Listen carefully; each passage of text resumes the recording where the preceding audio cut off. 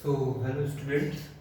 Now आज हम जो स्टार्ट करने वाले हैं वो है 12th क्लास का फर्स्ट चैप्टर।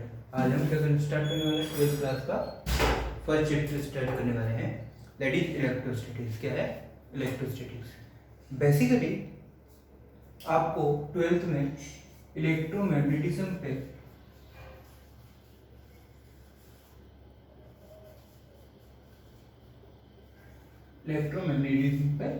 काफ़ी ज़्यादा पोर्शन, लगभग 50% पोर्शन जो है आपको इलेक्ट्रोमैग्नेटिज्म के ऊपर स्टडी करना है 12th स्टैंडर्ड में। देखें, इलेक्ट्रोमैग्नेटिज्म के दो पार्ट हैं।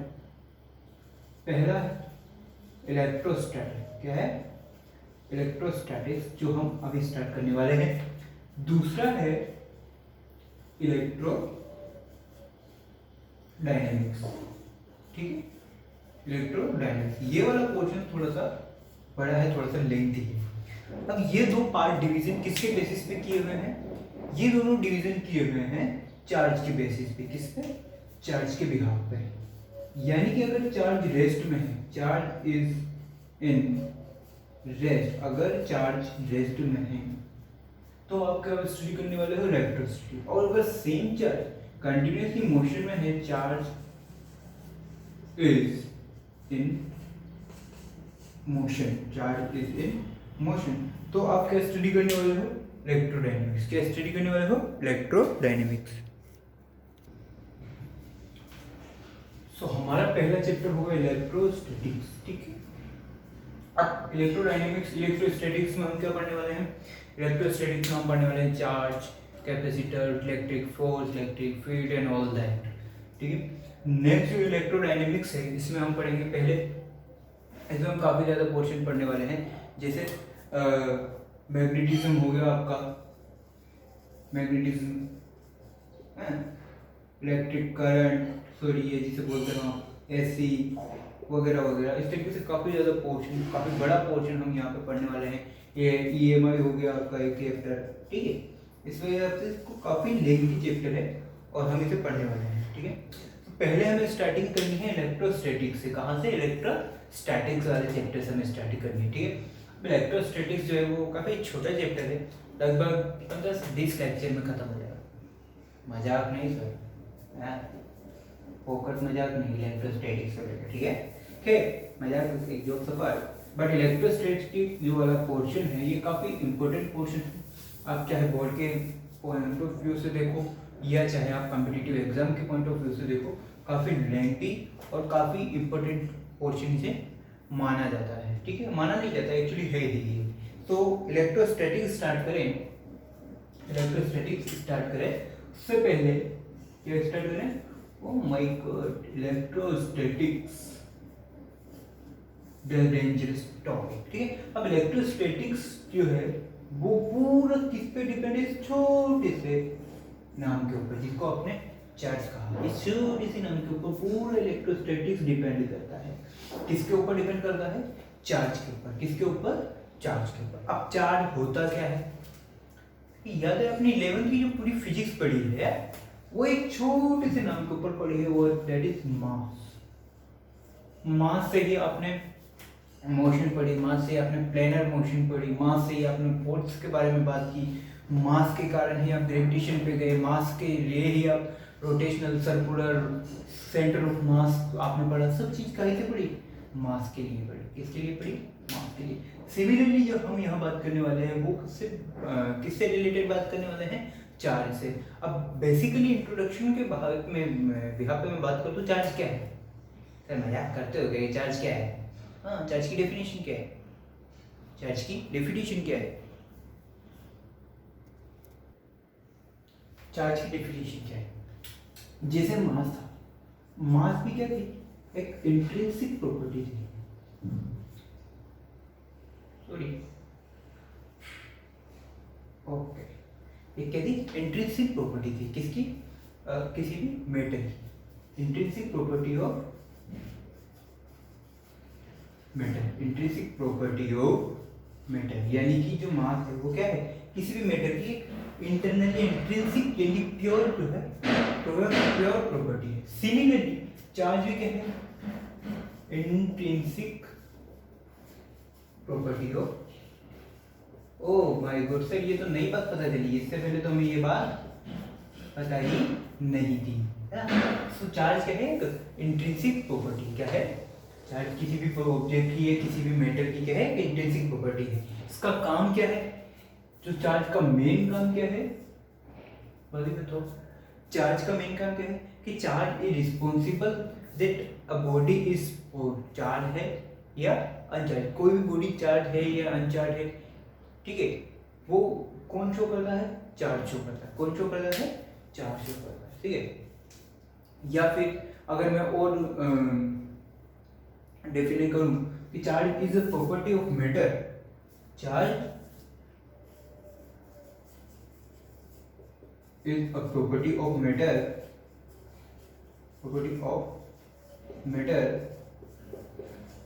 which is responsible, which denote us to that the matter is applicable or not for electrical and magnetic effect। यानी कि अगर कोई भी ऑब्जेक्ट है, कोई भी मैटर है, वो इलेक्ट्रिकल और मैग्नेटिज्म या इलेक्ट्रोमैग्नेटिज्म इस बात से, तो इलेक्ट्रिकल और मैग्नेटिक प्रॉपर्टी को शो करेगा या नहीं करेगा, वो कौन डिसाइड करेगा, चार्ज। और करेगा तो कितने क्वांटिटी में करेगा, किस हिसाब से करेगा, वो सब कौन डिसाइड करेगा, चार्ज। तो चार्ज का काम क्या है, मेनली चार्ज का काम ये है कि किसी भी मैटर के लिए इलेक्ट्रिकल या इलेक्ट्रोमैग्नेटिज्म या मैग्नेटिकल प्रॉपर्टी को, सॉरी मैग्नेटिक इफेक्ट को शो करेगा या नहीं करेगा, किस क्वांटिटी में शो करेगा, किस तरीके से शो करेगा, वो सब कौन बताएगा हमें, चार्ज बताएगा। कौन बताएगा, चार्ज बताएगा। तो ये तो बेसिक बातें हुई। अब अगर इसके हिस्ट्री पे जाओगे तो चार्ज बहुत सारी क्रांतियों की बात है, पता नहीं कौन सी क्रांति थी, तो जे 600 BC लगभग ग्रीक में चार्ज जो है वो उसके बारे में इंट्रोडक्शन दिया गया। लेकिन बात की होती है हिस्ट्री तो सर हमने आज तक नहीं पढ़ी। हिस्ट्री पढ़नी होती तो सर आर्ट्स नहीं ले लेते, साइंस का है ली। खैर कोई बात नहीं, भूल जाओ। इतनी सी बात ध्यान रखो कि चार्ज क्या काम करेगा, चार्ज किसी मैटर की इलेक्ट्रिकल और मैग्नेटिक प्रॉपर्टी इफेक्ट को या मैग्नेटिक प्रॉपर्टी को शो करने का काम करता है। Thank God. अब नेक्स्ट है, अब चार्ज जो है, अगर चार्ज की बेसिक बातें कही जाए तो जिस तरीके से चार्ज की अगर है एक प्रॉपर्टी है, तो प्रॉपर्टी है तो उसकी यूनिट ऐसा यूनिट में होगी।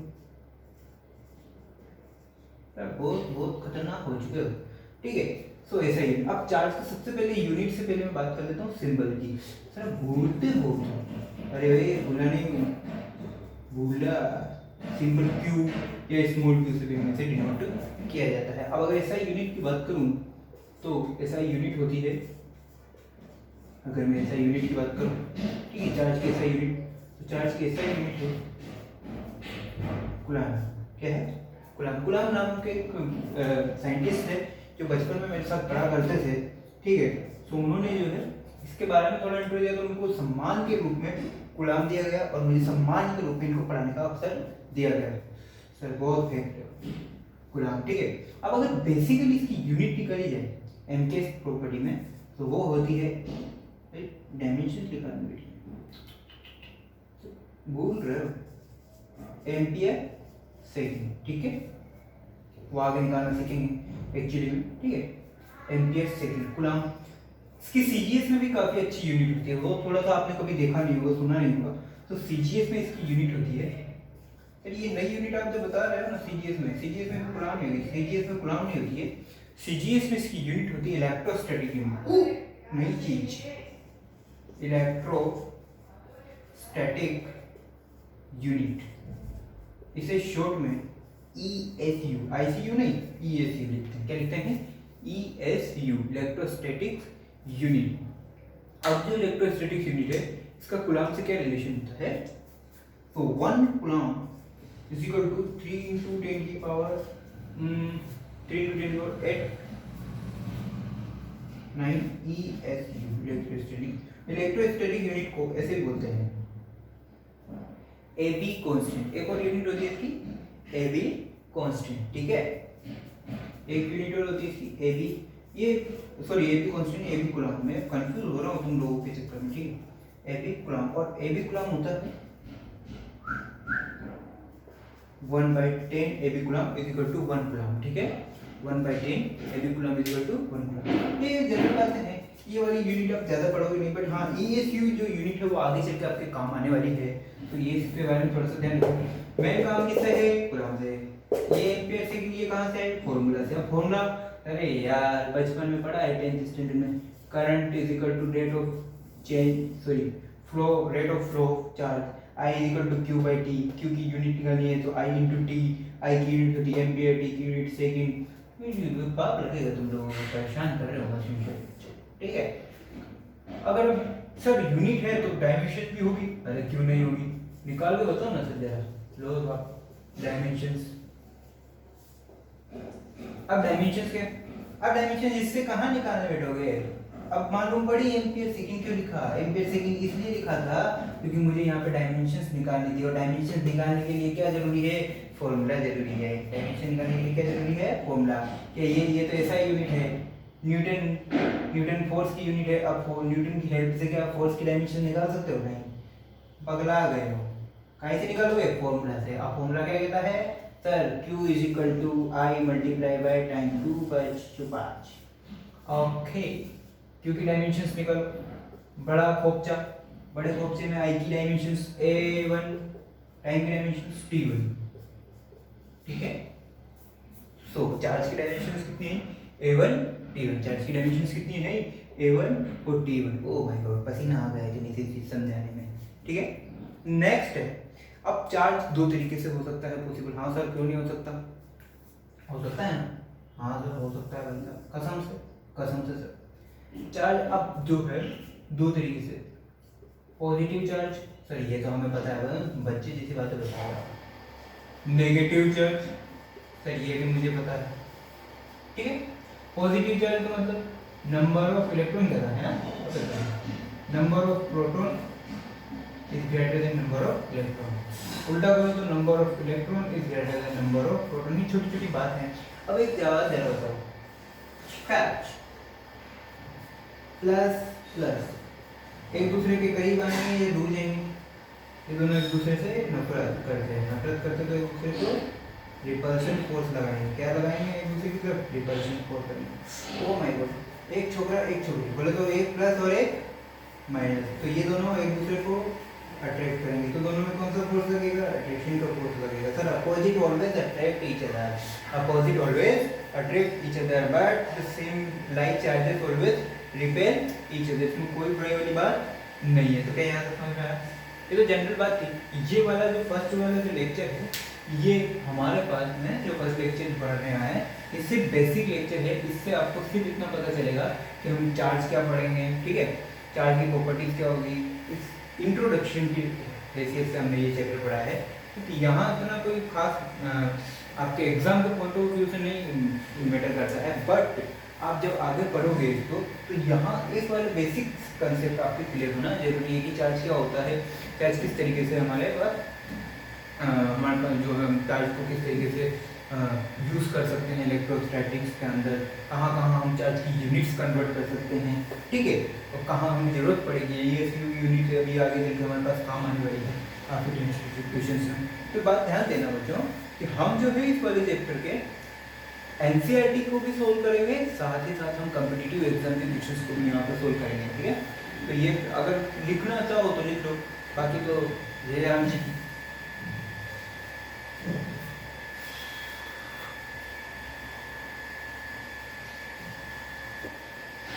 ओके, तो मतलब नेक्स्ट जो टॉपिक है वो है प्रॉपर्टीज ऑफ चार्ज, यानी कि चार्ज की प्रॉपर्टी।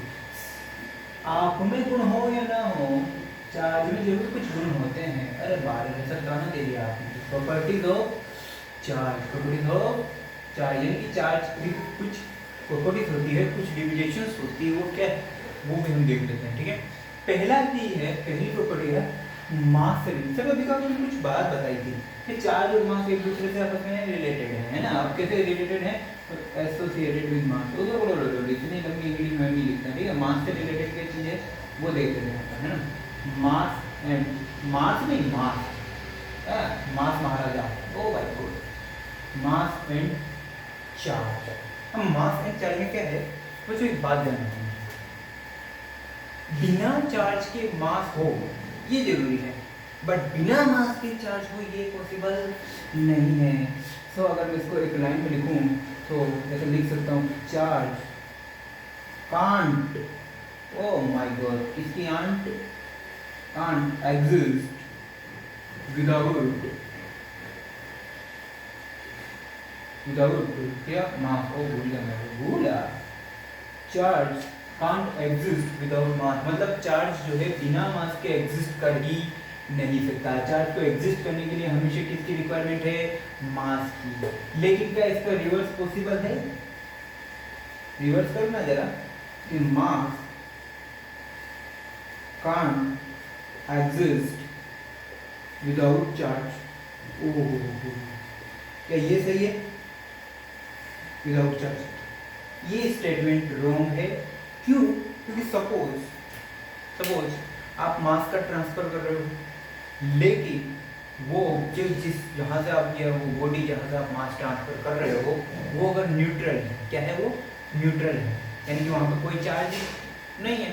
अगर वहाँ पर कोई चार्ज नहीं है फिर भी आप उस मास को ट्रांसफर कर सकते हो। That means mass can be exist without charge, but आप चार्ज को ट्रांसफर कर रहे हो, आप चार्ज को ट्रांसफर कर रहे हो, तो उस चार्ज को कैरी करने के लिए कहीं ना कहीं लिटिल बिट, कुछ छोटा सा ही जरूरत हो, बट एक मास की जरूरत पड़ेगी। So mass can exist without charge, but charge can't exist without mass, यानी कि यहाँ पर आपको मास, चार्ज को ट्रांसफर करने के लिए, चार्ज को कैरी करने के लिए, चार्ज को होल्ड करने के लिए भी किसकी जरूरत पड़ेगी, मास की जरूरत पड़ेगी, यानी कि mass is more important for charge. ठीक है, मास जो है चार्ज के लिए काफी इम्पोर्टेंट है। तो ये पहली प्रॉपर्टी हो गई कि एसोसिएटेड विद मास, यानी कि चार्ज है वो मास के बिना एग्जिस्ट नहीं कर सकता है, चार्ज जो है मास के बिना एग्जिस्ट नहीं कर सकता है। सेकंड है एडिटिविटी। ओह माय गॉड, इतनी लंबी इंग्लिश सर, एडिटिविटी, इतनी लंबी इंग्लिश से ना सुसाइड कर लेंगे। एक तो इंग्लिश नहीं आती, दूसरी साइंस आ गई, और साइंस में भी फिजिक्स आ गई। ओहो, एडिटिविटी हो चार्ज। एडिटिविटी का मतलब क्या है, सपोज ये जितना हार्ड वर्ड दिख रहा है उससे काफी इजी है। सपोज ये एक खोपचे में कोई ऑब्जेक्ट है, ओ माय गॉड सर, खोपचा बहुत चिल्ला रहे हो, क्या चक्कर है?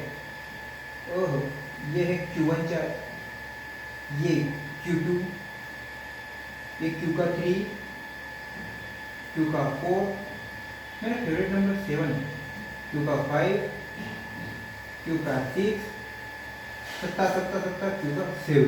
ठीक है, अब ध्यान से देखो कि अब पूरे ये तो है, इस पूरे ब्लॉक में, पूरी ऑब्जेक्ट में, पूरी बॉडी में 7 चार्ज है, ये पूरा एक सिस्टम है ना।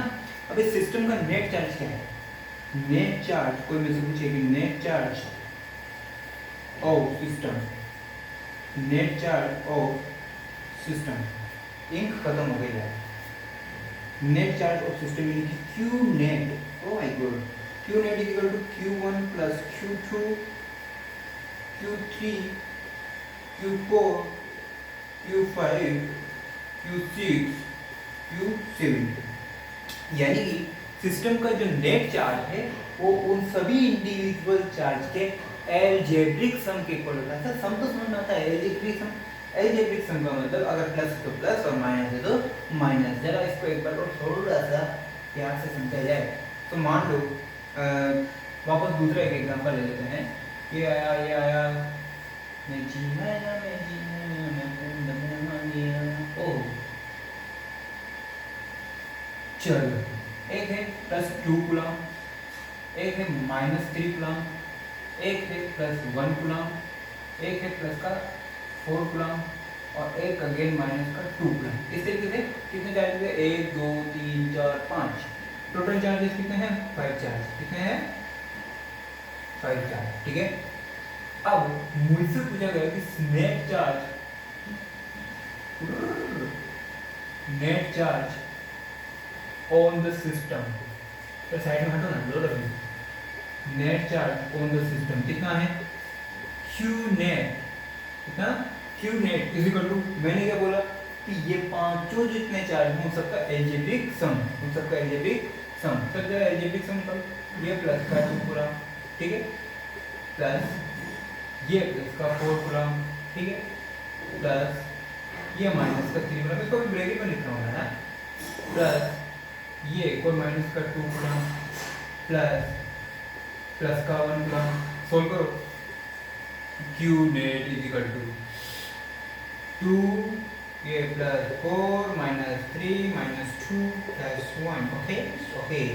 तो आंसर कितना है, प्लस का 2 कूलम, यानी कि सिस्टम पर नेट चार्ज एक्टिव है वो कितना है, प्लस का 2 कूलम। सिस्टम पर जो नेट चार्ज एक्टिव है वो कितना है, प्लस का 2 कूलम, यानी कि एल्जेब्रिक सम का मतलब समझ आया ना, जो नेट चार्ज है वो किसके ऊपर होगा, एल्जेब्रिक सम। अगर प्लस है तो प्लस, माइनस है तो माइनस। ऐसा नहीं कि सर यहाँ तो माइनस चल रहा है, मैंने सम करने को बोला था, तो 2 + 4 + 3 + 2 + 1 ऐसा नहीं करने का, ठीक है।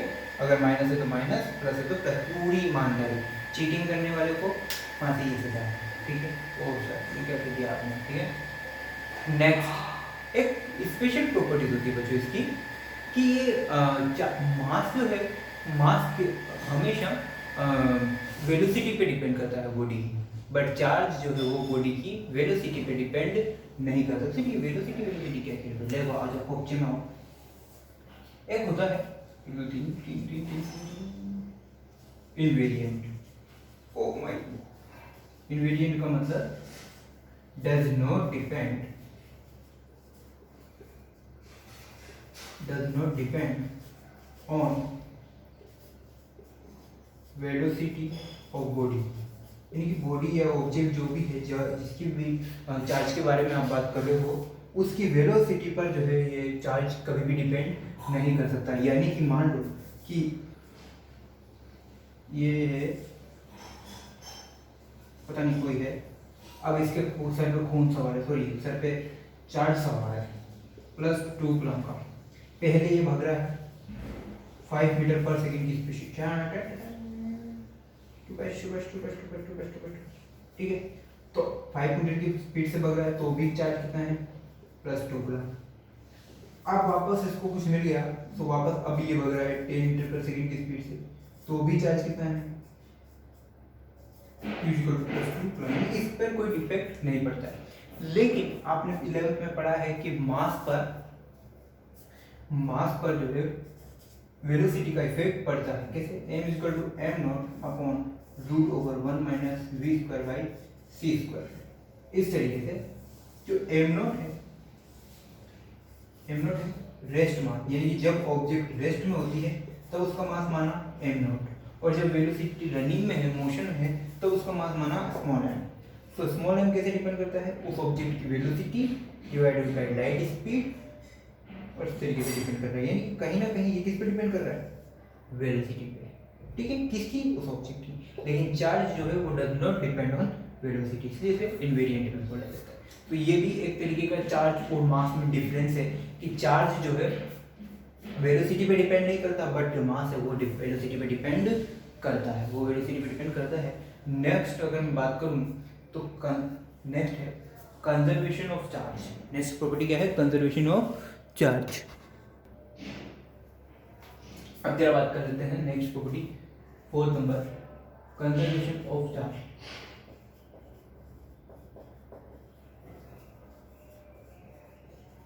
राइटिंग बिगड़ गई है, कंजर्वेशन ऑफ चार्ज का मीनिंग क्या है, ये याद है आपको, क्या आपने एनर्जी कंजर्वेशन लॉ पढ़ा, क्या पढ़ा, एनर्जी कंजर्वेशन लॉ। चलिए ऐसा कुछ सुना तो लग रहा है, ध्यान नहीं है, गोली मार दी जाएगी आपको, ठीक है। 11th क्लास में आपने एनर्जी कंजर्वेशन लॉ पढ़ा था। एनर्जी कंजर्वेशन लॉ में क्या पढ़ा, कि एनर्जी को ट्रांसफर किया जा सकता है, उसकी फॉर्म चेंज की जा सकती है, बट उसे डिस्ट्रॉय नहीं किया जा सकता, ना ही हम एनर्जी को क्रिएट कर सकते हैं। सेम केस चार्ज के लिए भी है, कि चार्ज को आप can't create, O my God इतना लंबा वर्ड, ठीक है, कांट डिस्ट्रॉय, उसे डिस्ट्रॉय भी नहीं कर सकते, okay, but you can transfer the charge,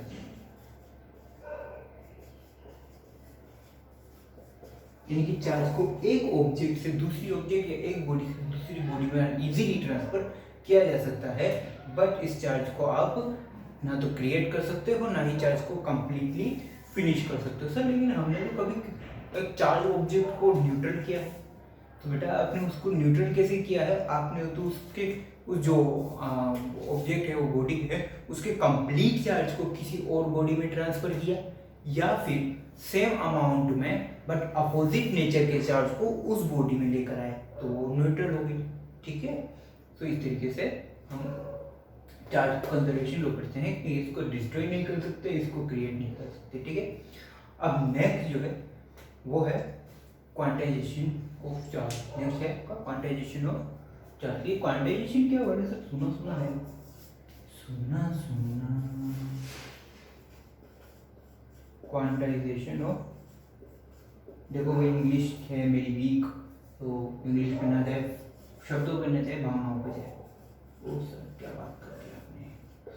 quantization of charge ये आपने 10th में भी पढ़ा होगा, नहीं पढ़ा होगा तो कोई बात नहीं, ये सर हमें 11 की बात याद नहीं, आप तो 2 साल पहले 10th में चले गए, तो मजाक है क्या। वैसे 10th में समस्या खिला के पास करिए सर, बहुत बहुत हो रहा है आपका।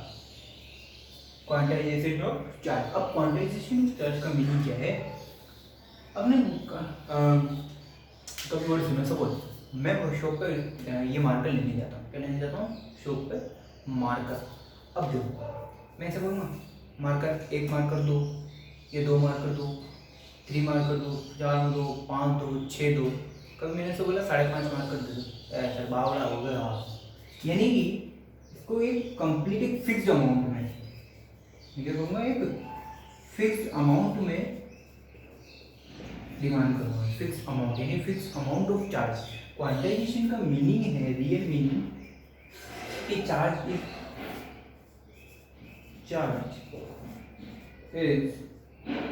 ऑलवेज इन इंटीजर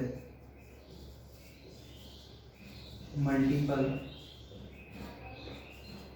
मतलब अगर मैं ऐसे लिखूं Q is equal to plus minus small e, अगर मैं मान लो ज़्यादा मजाक नहीं, ठीक है। अब मान लो कि मैं इस ऑब्जेक्ट से 2 पर ये बॉडी नंबर 1, बॉडी नंबर 1, दूसरी बॉडी नंबर 2, ठीक है। अब यहाँ से यहाँ मुझे चार्ज को ट्रांसफर करना है, यहाँ से यहाँ मुझे चार्ज को ट्रांसफर करना है, इस खोपचे से उस खोपचे में चार्ज को लेके जाना है, ठीक है। अब यहाँ से यहाँ चार्ज लेके जाना है तो मैं क्या बोलूँगा कि मैंने कितना चार्ज ट्रांसफर किया, 3 कूलम। मैंने कितना चार्ज ट्रांसफर किया, 4 कूलम। कितना किया, 1 कूलम। इस तरीके क्या मैं ऐसा नहीं बोल सकता कि Q1 is equal to 1/2 coulomb charge, Q2 is equal to 4.3 coulomb charge, ठीक है। यानी कि चार्ज को हमेशा एक इंटीजर मल्टीपल में, प्लस हो या माइनस हो वो बात की बात है, लेकिन हमेशा जो ट्रांसफर करेंगे या चार्ज को डिनोट करेंगे वो किस में करेंगे, इंटीजर मल्टीपल में, 1 2 3 4 5 इस तरीके से। ऐसा नहीं कि 1.5 1.2 जो है चार्ज मैंने ट्रांसफर किया, नहीं, ठीक है। तो यानी कि कोई भी 2 ऑब्जेक्ट के बीच में या 2 बॉडीज के बीच में मुझे चार्ज को ट्रांसफर करना है तो कैसे करूँगा, एक मल्टीपल इंटीजर की फॉर्म में। कैसे करूँगा, एक मल्टीपल इंटीजर की फॉर्म में या इंटीजर मल्टीपल की फॉर्म में करूँगा। Q is equal to plus minus n e हो सकता है। अब ई क्या है यहाँ पे, अब सुन थोड़ा सा ई के बारे में बात करते हैं। ई क्या है, ई का मतलब है एक इलेक्ट्रॉन पर कितने कूलम चार्ज है, ठीक है। तो एक इलेक्ट्रॉन पर कितने कूलम चार्ज है, 1.6 × 10⁻⁻19 कूलम। ओह माय गॉड, इतना छोटा, इतना सा 1.6 × 10⁻⁻19 कूलम चार्ज जो है वो एक इलेक्ट्रॉन पे होता है। और इलेक्ट्रॉन को क्या है, फंडामेंटल मतलब बेसिकली अगर देखा जाए तो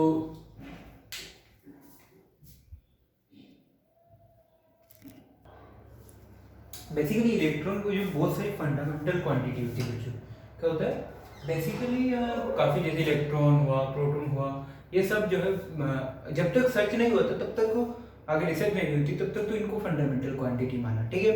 अब और सारे पार्टिकल आ गए जैसे क्वार्ट्ज है, ये सब है, तो ये सब इनसे भी जो है बेसिक क्वांटिटी आ गई, लेकिन फिर भी हम इसे इलेक्ट्रॉन को एक फंडामेंटल और एलिमेंट्री क्वांटिटी मानते हैं, एक क्या मानते हैं, फंडामेंटल और एलिमेंट्री क्वांटिटी मानते हुए, कोई फंडामेंटल और एक एलिमेंट्री क्वांटिटी मानते हुए इसे चार्ज की क्वांटाइजेशन में यूज करते हैं और इसे लिखते हैं Q equal to plus minus small e कॉपचेल खपाच। ये जो है इलेक्ट्रॉन उस चार्ज से हम आगे किसी भी बॉडी को कितना चार्ज कर सकते हैं उसके कंपैरिजन में इलेक्ट्रॉन के कंपेयर उस जितना भी हम चार्ज ट्रांसफर कर रहे हैं उसे इलेक्ट्रॉन के चार्ज से हम कंपेयर करते हैं। जैसे सपोज अब देखना है ना, अब एक क्वेश्चन देते हैं, इसमें क्वांटाइजेशन भी क्लियर होता है और इलेक्ट्रॉन का चार्ज भी क्लियर होता है। सर आप मजाक कर रहे हो बहुत सारी, आज का नालायक हो चुके हो बहुत तेज, ठीक है। सपोज ओके, यहाँ मिटाऊं कि नहीं मिटाऊं? सर अच्छा लग रहा है, कौन आलस करेगा मिटाने का। ओहो, मान लो ये कोई आपके पास ऑब्जेक्ट है। सर इतनी ऑब्जेक्ट लाते कहाँ से हो? ये ऑब्जेक्ट है, ठीक है। अब यहाँ से यहाँ आपको करना है चार्ज ट्रांसफर। क्या करना है? यहाँ से यहाँ आपको चार्ज ट्रांसफर करना है, बॉडी नंबर 1, बॉडी नंबर 1 और ये बॉडी नंबर 2, यानी कि एक से लेके दूसरे को देना है, ठीक है, एक से लेके दूसरे को देना है। अब प्रश्न क्या है? प्रश्न ये है कि क्या इस बॉडी को यहाँ से Q is equal to 8 into 10 की पावर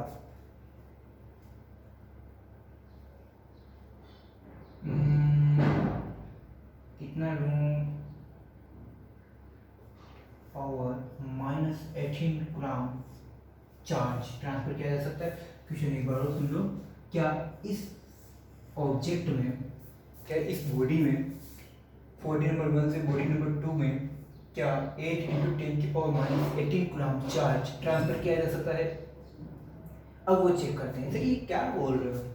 अब मेरे क्वेश्चन का मतलब कैसा है कि ये चार्ज कब ट्रांसफर किया जा सकता है कि अगर नंबर ऑफ चार्जेस, पहले मैं क्या करता हूँ, नंबर ऑफ चार्जेस निकाल लेता हूँ कि कितने चार्ज ये तो क्या है, अमाउंट है, कितना अमाउंट आपने भेज दिया, लेकिन नंबर ऑफ इलेक्ट्रॉन कितने भेज रहे हो? स्मॉल एन क्या है? नंबर ऑफ इलेक्ट्रॉन जो आप फाइंड आउट करो। तो जो नंबर ऑफ इलेक्ट्रॉन या नंबर ऑफ चार्जेस है वो किसने ट्रांसफर हो रहे हैं? अगर वो इंटीजर मल्टीपल में है दैट मीन्स चार्ज ट्रांसफर हो सकता है, लेकिन अगर इंटीजर मल्टीपल में ना होकर 1.2 इस तरीके से पॉइंट डेसिमल में है या फ्रैक्शनल में है तो आप क्या चार्ज ट्रांसफर कर सकते हो? नहीं, यानी कि ये अमाउंट गलत है, ठीक है। सो मेरा मोटो क्या है, ठीक है, मेरा मोटो क्या है, Q इक्वल टू कोऑफिशिएंट में जाके प्लस माइनस स्मॉल एन लगाओ, प्लस है या माइनस है, अगर चार्ज दे रहे हो यानी कि इसके लिए प्लस होगा और इसके लिए ये चार्ज ले रहा है इसके लिए माइनस होगा, वो कोई दिक्कत वाली बात नहीं। ये तो पता है ना? नहीं पता है? चल अब सुनो, ये है आपका 8 इंटू 10 की power -18 is equal to number of electron आपको निकालना है। इलेक्ट्रॉन पर चार्ज आपको पता है 1.6 इंटू 10 की पावर -19, ठीक है। नंबर ऑफ इलेक्ट्रॉन के लिए n स्मॉल n 8 इंटू 10 की पावर -18 डिवाइडेड बाई 1.6 इंटू 10 की पावर -19, ये -19 ऊपर जाएगा +19 -18 10 की पावर 1 बचा। ओके सर, बहुत मेहनत है, बहुत 1.6 इंटू 10 की पावर 1, इसको मल्टीप्लाई करो, ये 1.6 है, 16 नहीं है, 50, यानी कि 50 इलेक्ट्रॉन बॉडी नंबर 1 से बॉडी नंबर 2 की तरफ जाएंगे। तो क्या ये पॉसिबल है? बिल्कुल यस। तो आंसर क्या होगा इसका? यस। बड़े बड़े मोटा मोटा मोटी मोटी सॉरी मोटा मोटा, हाँ, यानी कि मोटे मोटे यस का मतलब क्या है? यस, बॉडी नंबर 1 से बॉडी नंबर 2 में चार्ज को इजीली ट्रांसफर किया जा सकता है, चार्ज को इजीली ट्रांसफर किया जा सकता है। और ये नंबर कितना अमाउंट चार्ज होगा? अमाउंट कितना है? 8 इंटू 10 की power -18, but number of charges कितने जो ट्रांसफरेबल हैं? 50। कितने हैं? 50, ठीक है। सो अब बात है, यहाँ तक बात क्लियर? ये होता है Q equal to plus minus n e का मतलब। अब ये तो होगी चार्ज के बारे में बात, ठीक है, ये तो होगी चार्ज के बारे में बात। अब बात आती है कि कोई भी ऑब्जेक्ट को चार्ज करे कैसे, किसी भी ऑब्जेक्ट को चार्ज कैसे किया जा सकता है वो चेक करते हैं। ओह माय गॉड सर, बहुत बहुत परेशान हो गए। तो किसी भी ऑब्जेक्ट को चार्ज करने के तरीके आपने कुछ तरीके पढ़ रखे हैं, कुछ बाकी देख ले तो मैं बता देता हूँ, मेरे तो बताने का काम यही थे, क्या करें। सो बेसिकली चार्ज को सॉरी किसी भी ऑब्जेक्ट को चार्ज करने के लिए मेथड ऑफ चार्जिंग 3 तरीके से मेथड चार्ज कर सकते हैं हम। सो अगर देखा जाए मैं लिखूँ method of charging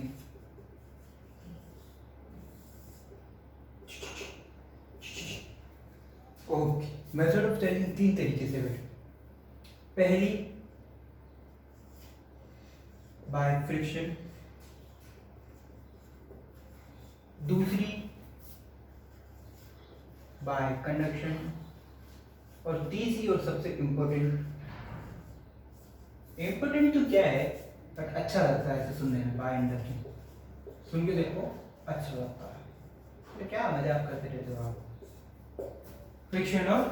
friction, conduction और इंडक्शन, 3 तरीके से आप इसे चार्ज कर सकते हो, ठीक है, किसी भी ऑब्जेक्ट को। अब पहले बात करते हैं फ्रिक्शन की। पहले बात किसकी करते हैं? फ्रिक्शन की। क्या फ्रिक्शन से चार्ज पॉसिबल है? बिल्कुल पॉसिबल है। आप सर्दी में, ठीक है, सर्दी में आप जो है काफ़ी ज़्यादा जब कोल्ड होती है तो आप अपने दोनों हाथों को रब करते हो। रब करने से क्या होगा कि इन दोनों के हाथ में जो दोनों हाथ में रब करो तो दोनों का मास, अक्सर ऐसा नहीं कि ये 2.5 किलो का हाथ 2 किलो का रह जाए और ये जो 2.5 किलो का आता है 3 किलो का हो जाएगा, इतना मास ट्रांसफर नहीं होगा। बट कुछ अमाउंट, लिटिल बिट अमाउंट जो है एक दूसरे से ट्रांसफर होगा।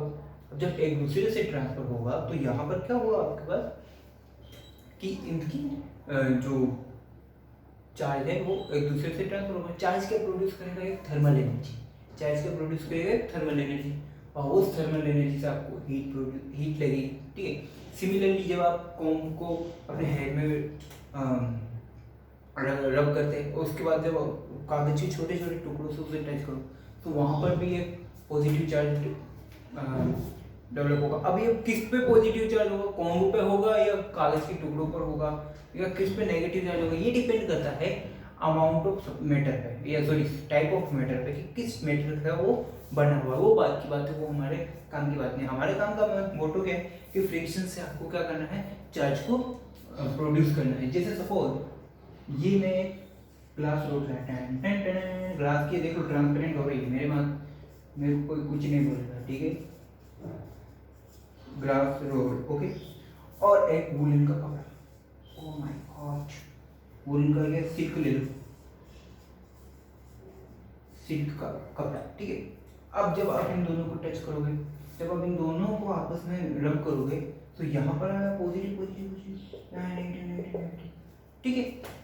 इन दोनों को रब करने पर क्या मिला कि एक तरफ पॉजिटिव एक तरफ नेगेटिव, और ये दोनों कौन से शो करेंगे? फिर अट्रैक्शन करेंगे एक दूसरे। क्या आपको पता है unlike charges always attract each other, इतना है फ्रिक्शन के बारे में। कुल मिलाकर फ्रिक्शन से आप काफ़ी ज़्यादा वेल नोन हो, ठीक है, बचपन से पढ़ते हुए फ्रिक्शन से चार्ज डेवलप होता है, कैसे होता है वो भी आपको पता है। सेकंड बात आती है बाय कंडक्शन।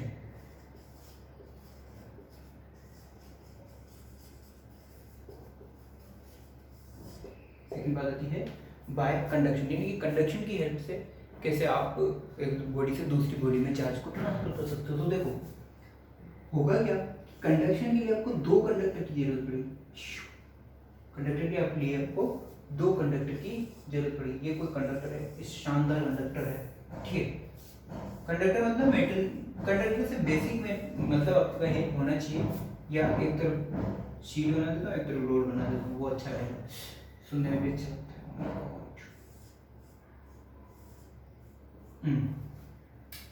ये दो, एक ये है मेटल की शीट, ठीक है, और एक है मेटल की रोड, ठीक है। अब सेम मेटल हो सकती है, डिफरेंट मेटल हो सकती है, वो बात की बात है। मान लो एक है अनचार्ज, एक क्या है अनचार्ज, और एक है fully charge. Oh my God, ये क्या है? फुल्ली चार्ज, ठीक है, ठीक है, ठीक है। मान लो ये like positive positive positive positive positive, option पे पॉजिटिव, ये है negative negative negative negative negative negative, oh negative नहीं, ये तो अनचार्ज है, यानी यहाँ पर अभी तक कोई चार्ज नहीं है। जब आप इन दोनों ऑब्जेक्ट को या इन दोनों मेटल्स को या इन दोनों कंडक्टर को साथ में लाओगे या इन दोनों को कांटेक्ट में लाओगे, यानी कि इन दोनों में क्या होना जरूरी है, कांटेक्ट। यानी कि सबसे पहले अगर देखा जाए तो कंडक्शन में क्या होना जरूरी है, कांटेक्ट। फ्रिक्शन में भी क्या होना जरूरी है, कांटेक्ट। ठीक है, तो इन दोनों को जब कांटेक्ट में लाया गया तो इस वाले चार्ज से, यानी कि जो चार्ज ऑब्जेक्ट थी वहां से चार्ज कहाँ ट्रांसफर होगा, अनचार्ज होगा। और कब तक होगा कि जब तक मान लो ये थी Q is equal to 10 coulomb plus 10 coulomb, ठीक है, और यहाँ पर चार्ज 0 कूलम था ही नहीं सब, OC, ओ आई सी, ओके। नेक्स्ट क्या होगा कि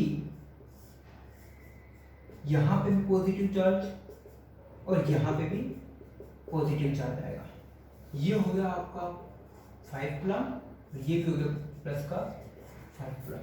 यानी कि कंडक्शन में जो चार्ज ट्रांसफर होगा वो कौन सा होगा, सेम चार्ज, सेम जगह। अगर पॉजिटिव वाली चार्ज ऑब्जेक्ट आप कांटेक्ट में लाते हो तो जो अनचार्ज है वहां पर भी चार्ज कौन सा ट्रांसफर होगा, पॉजिटिव। ठीक है, और दूसरी बात कि सेम अमाउंट ऑफ चार्ज, यानी कि अगर ये पूरे को एक सिस्टम कंज्यूम करूँ मैं, रोड प्लस शीट को एक सिस्टम कंज्यूम करूँ, तो यहाँ पर भी नेट चार्ज कितना था बेटा, जरा बताना, सिस्टम का net charge sir 0 plus 10 coulomb, यानी कि 10 कूलम टोटल। यहाँ पे नेट चार्ज कितना है, 5 प्लस 5 यानी कि 10 कूलम। यानी कि कंडक्शन में जो सिस्टम का नेट चार्ज है वो हमेशा कांस्टेंट, पढ़ चुके हो कि चार्ज हमेशा कांस्टेंट रहता है। ठीक है, ना तो क्रिएट कर सकते हो ना डिक्रीज कर सकते हो, ट्रांसफर कर सकते हो, तो यहाँ पर भी ट्रांसफर होगा। बट ऑल ओवर सिस्टम का जो चार्ज था वो क्या था, फिक्स था। जो सिस्टम का चार्ज था वो फिक्स था। तो नेक्स्ट है आपका इंडक्शन। ये तो बात हुई आपकी कंडक्शन की और फ्रिक्शन की। इंडक्शन में थोड़ा सा डिफरेंस है, क्या है वो देखते हैं। नेक्स्ट हम बात करते हैं इंडक्शन की।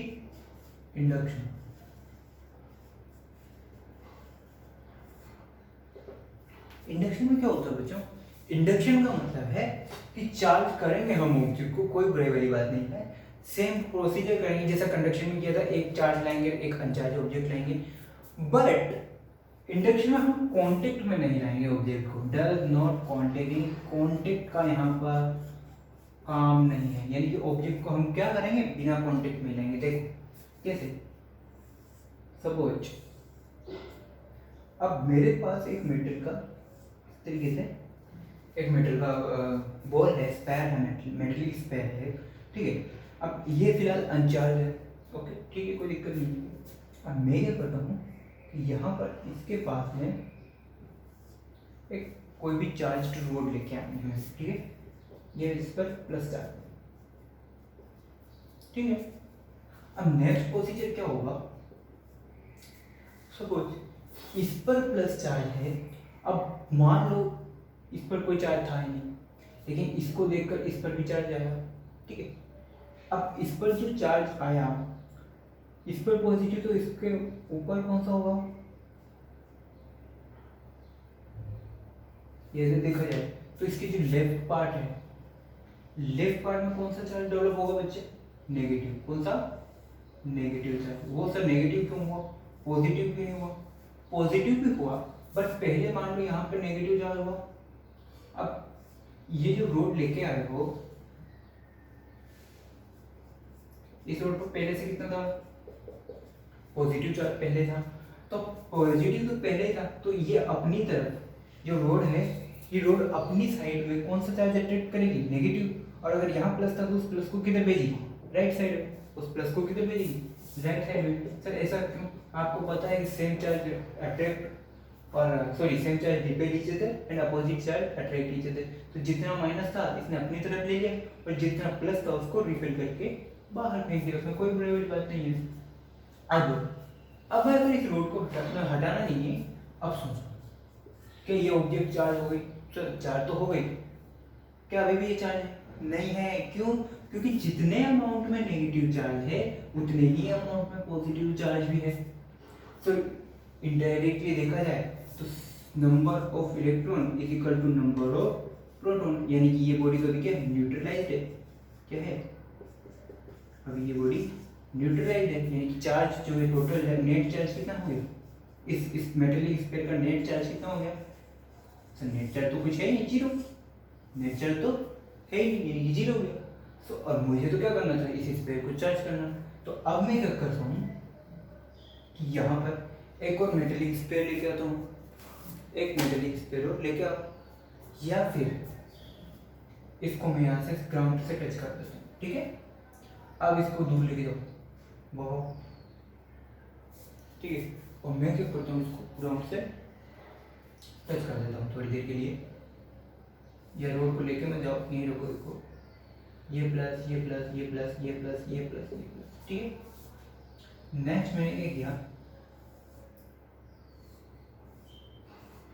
इसको इधर ग्राउंड से कट किया, ग्राउंड से किया तो इधर का जो पॉजिटिव चार्ज है, नेगेटिव चार्ज तो इधर है ही। अब ये जो पॉजिटिव चार्ज है ये कहाँ चला गया सर, आप ग्राउंड टू ग्राउंड, कहाँ चला गया, अर्थ में। Earth is an ocean of negative charges. अब नेगेटिव चार्जेस है तो अर्थ किसको अट्रैक्ट करेगी, पॉजिटिव चार्ज से, नेगेटिव को क्यों नहीं किया, क्योंकि अर्थ जो है नेगेटिव चार्ज को डिपेंड करेगी। तो ऑब्वियसली बात है, बचा कौन, पॉजिटिव चार्ज। तो इस पॉजिटिव चार्ज को इसने क्या किया, अपनी तरफ ग्राउंड कर लिया। अब इस स्पेयर को बताओ क्या बचा, सर कुछ नहीं बचा, नॉर्मल नेगेटिव चार्ज बता, नॉर्मल कौन सा चार्ज बता, नेगेटिव चार्ज बता, ठीक है। मेटल रोड को हटा लो, कोई दिक्कत नहीं। तो जब मेटल रोड को हटाओगे तो ये नेगेटिव चार्ज इस पूरे स्पेयर पर इक्वली डिस्ट्रीब्यूटेड है, सरफेस पर, इस पूरी सरफेस जो स्पेयर है उस पूरी स्पेयर की सरफेस पे इक्वली डिस्ट्रीब्यूट हो जाएगा, ठीक है, इक्वली डिस्ट्रीब्यूट। ये है आपका इंडक्शन। अब इंडक्शन में मैं कोई भी ऑब्जेक्ट को कॉन्टेक्ट में नहीं लेके आया, बस इसको यहाँ ग्राउंड किया, बट फिर भी उसको नेगेटिवली चार्ज कर दिया मैंने, ठीक है। अगर पॉजिटिव चार्ज करना होता तो यहाँ ग्राउंड नहीं करता, और ग्राउंड ना करके मैं क्या करता, एक और दूसरा ऑब्जेक्ट लेके आता, वो उस पर नेगेटिव चार्ज को उधर ट्रांसफर कर देता, बाकी यहाँ पर वापस से पॉजिटिव चार्ज ले जाता, ठीक है। नेक्स्ट है आपका कि एक बात और, एक इलेक्ट्रोस्कोप होता है। तो इलेक्ट्रोस्कोप ज़्यादा कुछ है, छोटी सी चीज़ है कि अगर कोई ऑब्जेक्ट चार्ज है या अनचार्ज है, कोई रोड है मान लो, ठीक है, इलेक्ट्रोस्कोप बेसिकली इस तरीके से कुछ होता है, एक ग्लास का जार है, ठीक है, और यहाँ पर एक दो इस तरीके से गोल्ड की फॉइल लगी हुई होती है, ठीक है। और मान लो मुझे इस रोड को चेक करना है, मुझे इस रोड को चेक करना है। अब इस पर मान लो सपोज पॉजिटिव चार्ज है, अब ये चार्ज है, अब लेकिन मेरे को ये चेक करना है कि तो मेरे को पता नहीं है कि ये चार्ज है या अनचार्ज है। तो मैं इसको इस रोड को यहाँ ऊपर एक, इसके ऊपर जो मेटल लगी हुई है, मेटल रोड लगी हुई है इस जार के ऊपर, इस मेटल रोड के साथ में कॉन्टेक्ट में करूँगा। तो आपको पता है कि जब कॉन्टेक्ट में आता है तो कंडक्शन लगेगा, और कंडक्शन लगे चार्ज एक दूसरे पर ट्रांसफर होगा। तो ये पॉजिटिव चार्ज इधर जाएगा। अब इस गोल्ड वाली फॉइल, इस वाली फॉइल पे भी पॉजिटिव चार्ज आएगा, इस वाली फॉइल पे भी पॉजिटिव चार्ज जाएगा। अब ये जब दोनों तरफ चार्ज जाएगा तो अब यहाँ पर भी सेम चार्ज, यहाँ पर भी सेम चार्ज, तो एक दूसरे को रिपेल करेंगे तो ये जो गोल्ड की फॉइल है कुछ और टिल्ट हो जाएगी पहले से, और टिल्ट हो जाएगी इसका मतलब ये सीधा कह देना है कि ये चार्ज है, ये कौन सी है, चार्ज है। और अगर अनचार्ज होती तो ये जो गोल्ड फॉइल है ये टिल्ट नहीं होती, तो कोई दिक्कत नहीं। इतना सा बस ध्यान रखना कि कोई भी ऑब्जेक्ट को चेक करना है कि चार्ज है या अनचार्ज, तो किसका यूज करेंगे, इलेक्ट्रोस्कोप का। छोटी सी बात है। नेक्स्ट है एक कि चार्ज का डिस्ट्रीब्यूशन कैसे होता है सरफेसेस पर, ठीक है, इक्वली या डिस्क्रीट या कंटिन्यूस डिस्ट्रीब्यूशन है वो किस तरीके से पॉसिबल है। एक छोटा सा टॉपिक उसे देख लेते हैं, ठीक है। तो गाइस अब हम देखते हैं कि किसी भी सरफेस पर कोई भी बॉडी है या किसी भी ऑब्जेक्ट, हाँ एक बात ध्यान रखना कि जो चार्ज है वो हमेशा सरफेस पर अवेलेबल होता है, ठीक है। हमेशा से मतलब कुछ जो खोखली होलो स्पेयर्स होते हैं, होलो सिलेंडर, तो इन सब में जो चार्ज है वो सरफेस पर अवेलेबल होगा, ठीक है। तो सरफेस पर या किसी भी तरीके से चार्ज का डिस्ट्रीब्यूशन कैसे पॉसिबल है वो देखते हैं। चार्ज डिस्ट्रीब्यूशन, ये टॉपिक जो है ये आपके आगे चल के वापस काम आएगा जब हम गॉस वगैरह पढ़ेंगे, ठीक है, तो वहाँ पर भी ये काम आएगा। तो इसको थोड़ा सा ध्यान से देखते हैं कि चार्ज डिस्ट्रीब्यूशन है क्या चीज़। सपोज ये स्पेयर है, या स्पेयर है या कोई भी सर्कल वगैरह स्पेयर मान लो, होलो स्पेयर, ठीक है। होलो स्पेयर लाइक फुटबॉल होती है ना, होलो, उस तरीके से होलो स्पेयर है। अब ये चार्ज है, मैंने बोला ये चार्ज है, ठीक है। आप बोल रहे थे मान रहे हैं, बाकी हम मानते नहीं, ठीक है, मान लो। चलो देखिए चार्ज होलो स्पेयर है ना। अब इस पर जो चार्ज है वो कैसे डिस्ट्रीब्यूट होगा, बिल्कुल इक्वल, बिल्कुल इक्वल। क्यों? क्योंकि यहां से लेके इसकी पैर की रेडियस हमेशा फिक्स है, हमेशा फिक्स है। इसका मतलब, कहने का मतलब ये है कि इसकी जो कंस्ट्रक्शन है, इनका जो इंफ्रास्ट्रक्चर है, कंस्ट्रक्शन है, वो क्या है, सिमेट्रिक है। क्या है? सिमेट्रिक है। इनका जो कंस्ट्रक्शन है वो क्या है, सिमेट्रिक है। अपोजिटली अगर मैं बात करता हूँ, इस तरीके की कोई शेप आ इलिप्टिकल है, ये कुछ और बन गया, ये लो, इस तरीके की कोई शेप आए। अब क्या ये सिमेट्रिक है?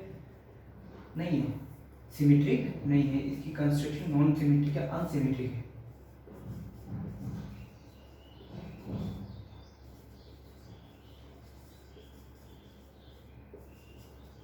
तो यहाँ पर चार्ज की, अब यहाँ पर जो चार्ज की डेंसिटी है वो क्या है, इक्वल है। जो चार्ज डेंसिटी है वो हर तरफ इक्वल है। देखो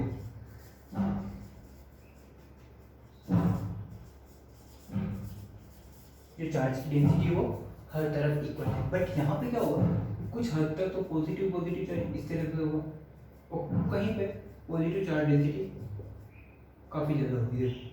यहाँ से यहाँ डेंसिटी ज़्यादा है और यहाँ से यहाँ डेंसिटी कम है। तो यहाँ पर जो डेंसिटी है, चार्ज डेंसिटी, वो अनइक्वल होगी। यहाँ पे जो चार्ज डेंसिटी है वो अनइक्वल होगी। क्यों? रीजन क्या है उसका? रीजन ये है कि जो चार्ज डेंसिटी है वो इक्वली डिस्ट्रीब्यूटेड नहीं है। जो चार्ज है वो भी इक्वली डिस्ट्रीब्यूटेड नहीं है, क्योंकि इसकी जो शेप है वो सिमेट्रिसिटी शो ही नहीं करती है, ठीक है। ये मेरे से, अब नेक्स्ट जो है, अब ये तो बात हुई अगर कंटिन्यूसली डिस्ट्रीब्यूशन नहीं, अगर कंटिन्यूसली डिस्ट्रीब्यूशन है तो क्या हो, ये तो क्या है, डिस्क्रीट डिस्ट्रीब्यूशन बोलते हैं। क्या बोलते हैं? Discrete distribution. इस तरीके का जो डिस्ट्रीब्यूशन होता है चार्ज का, उसको बोलते हैं डिस्क्रीट डिस्ट्रीब्यूशन, और इसे बोलते हैं कंटिन्यूअस डिस्ट्रीब्यूशन। इसे बोलते हैं कंटिन्यूअस डिस्ट्रीब्यूशन। तो कंटिन्यूअस डिस्ट्रीब्यूशन के भी काफी टाइप्स होते हैं, ठीक है। अब आपने पढ़ा होगा थर्मोडायनेमिक्स में, जैसे linear expansion, spherical areal expansion, या वॉल्यूमेट्रिक एक्सपेंशन, इस तरीके से। तो चार्ज की डेंसिटी भी, अगर मेरे को किसी भी ऑब्जेक्ट में कंटिन्यूअसली चार्ज डिस्ट्रीब्यूट करना है तो मैं उसके लेंथ के अकॉर्डिंग बात कर लेता हूँ, ठीक है। समझिए एक चार्ज रोड है,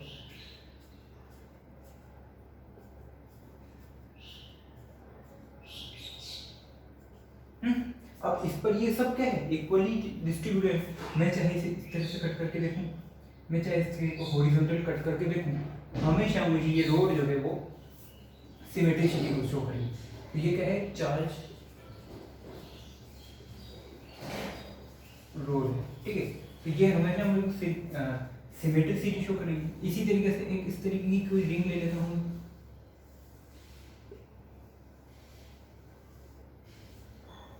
इस तरीके से कोई रिंग ली, मेरी ड्राइंग पर मत जाओ यार, ठीक है। ड्राइंग में शानदार है, गोल्ड में एटलीस्ट स्टूडेंट रहेंगे, ठीक है। तो ये भी क्या है, इक्वली डिस्ट्रीब्यूटेड चार्ज रिंग है, ठीक है। तो इन सब के लिए जो चार्ज की डेंसिटी होती है उसको लिखते हैं लैम्डा। क्या लिखते हैं उसको? लैम्डा। उसे बोलते हैं लीनियर चार्ज डेंसिटी, इसे बोलते हैं linear charge density, linear charge density. ये आगे चल के गाउस वगैरह लोग जब हम पढ़ेंगे आपको काम आने वाला है। इसको लिखते हैं लैम्डा से charge upon length, charge upon length, ठीक है। इसकी यूनिट होगी कूलम्ब पर मीटर, है ना। सो जैसे ही ये पढ़ा आपने, याद है आपको थर्मोडायनेमिक्स में आपने पढ़ा लीनियर एक्सपेंशन, सेम केस यहाँ पे। अब अगर इसकी जगह में लीनियर की जगह स्फेरिकल ले लेता हूँ, कोई मान लो, है ना, सरफेस ले लेता हूँ, जैसे कि कोई एक प्लेन शीट ली थी मैंने, सपोज ये रोड की जगह मैंने इस 2-3 रोड 4 रोड बना के एक शीट बना देता हूँ मैं, ठीक है, इस तरीके से। और इस शीट को मैं शीट ले लो या कोई डिस्क ले लो आप, ठीक है। सो मैंने यहाँ पे शीट ली है ना, तो शीट की जो सरफेस पर चार्ज डिस्ट्रीब्यूटेड है वो भी कंटिन्यूस होगा। इसको मैं चाहे इस तरीके से वर्टिकली कट करूँ, इसको मैं चाहे इस तरीके से हॉरिजॉन्टली कट करूँ, या इस तरीके से डायगोनल टाइप में शेप में इसको कट करूँ, ये हमेशा क्या शो करेगा, हमको सिमेट्री शो करेगा। और अगर सिमेट्रिसिटी शो कर रहा है, इसका मतलब कौन सा चार्ज डिस्ट्रीब्यूशन है, कंटिन्यूस चार्ज डिस्ट्रीब्यूशन। अब सुनो कि ये जो शीट है प्लेन है, क्या है, प्लेन है। और अगर प्लेन है तो इसका जो चार्ज का डिस्ट्रीब्यूशन हो रहा है वो लेंथ के अलोंग होगा या पूरी सरफेस पे होगा, सर पूरी सरफेस पे होगा। तो जो यहाँ पर जो चार्ज डेंसिटी आएगी उसे बोलते हैं surface charge density, surface charge density, ठीक है। और इसे लिखते हैं सिग्मा, इसे क्या शो करते हैं, सिग्मा। अरे सर सिग्मा तो हमने सुना है, वही सुना है थर्मोडायनेमिक्स में। तो सिग्मा इज इक्वल टू होता है वापस से चार्ज अपॉन एरिया, ठीक है। क्यों, क्योंकि लेंथ नहीं है सर, यहाँ पे आपको इस पूरे प्लेन का एरिया निकालना पड़ेगा, और इसकी यूनिट क्या होगी, कूलम्ब पर मीटर स्क्वायर, सिंपल सी फॉर्मूला। नेक्स्ट, अब अगर मैं बात करता हूँ, ये तो मेरी बात हुई सरफेस की या प्लेन सरफेस की। सपोज इन सरफेस को मिला के क्यूब बना दिया, मैंने इस सरफेस को मिला के एक क्यूब बना दिया, क्यूबॉइड बना दिया, ठीक है। इस सरफेस को मिला के बना दिया एक क्यूब बना दिया। अब ये जो क्यूब है बच्चों, क्या ये भी पूरी तरीके से सिमेट्रिसिटी शो करेगा, बिल्कुल शो करेगा सर, कोई बुराई वाली बात। और अगर सिमेट्रिसिटी शो करेगा तो चार्ज का डिस्ट्रीब्यूशन कंटिन्यूअस डिस्ट्रीब्यूशन। अब लेकिन मुझे बताओ कि सरफेस के अलोंग यहाँ पे चार्ज डिस्ट्रीब्यूशन है या पूरे के पूरे वॉल्यूम में चार्ज डिस्ट्रीब्यूटेड है, पूरे के पूरे वॉल्यूम में चार्ज डिस्ट्रीब्यूशन है। इसका मतलब यहाँ पे जो चार्ज डेंसिटी होगी वो कौन सी होगी, volumetric charge density, volume charge density होगी। और अगर वॉल्यूम चार्ज डेंसिटी है उसे मैं लिखता हूँ रो से, किससे लिखता हूँ उसको, रो, ये रो ने नहीं देखना है, बस रो लिखना है, charge upon volume, charge upon volume. So charge की यूनिट क्या है, कूलम्ब, वॉल्यूम की यूनिट है मीटर क्यूब। अगर मैं डायमेंशन निकालने को बोलूं तो निकाल सकते हो इसे, ऑफ कोर्स निकाल सकते हो, A1T1 L-3, A1T1 L-2, A1T1 L-2। सो ये था आपका चार्ज का डिस्ट्रीब्यूशन। और इसी के साथ आज का लेक्चर अपन यही फिनिश करते हैं। नेक्स्ट जो लेक्चर है वहां से हम अब इस आगे बढ़ेंगे, ठीक है। सो आप ध्यान से पढ़ो इस चैप्टर को, और ये जो बेसिक बातें हैं ये सारी बातें हम पॉइंट बाय पॉइंट जैसे जैसे आगे टॉपिक आते जाएंगे वैसे वैसे हम उनको चीज़ों को कवर करते जाएंगे। जैसे कि इस टॉपिक के सबसे, इस चैप्टर के सबसे लास्ट में ये डिटेल में पढ़ने वाले गाँव, तो वहाँ पर ये सारी चीज़ें हमें काम में आने वाली है, ठीक है। चार्ज डिस्ट्रीब्यूशन कैसे होता है, क्या नहीं होता है, तो ये सारी चीज़ हमने अभी पढ़ ली, बाद में हमें वापस से रिवाइज करने को मिल जाएगी, ठीक। तब तक के लिए आप पढ़ो और ऐश करो।